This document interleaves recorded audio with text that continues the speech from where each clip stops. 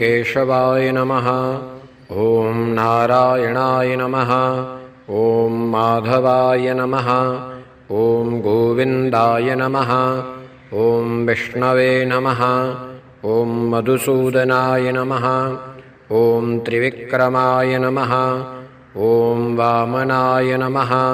ॐ श्रीधराय नमः। ॐ ऋषिकेशाय नमः।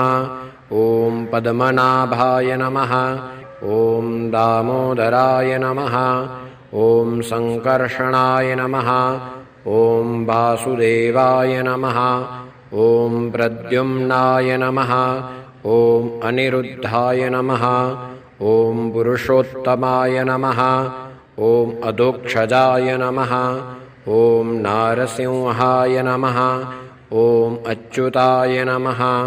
ॐ जनार्दनाय नमः।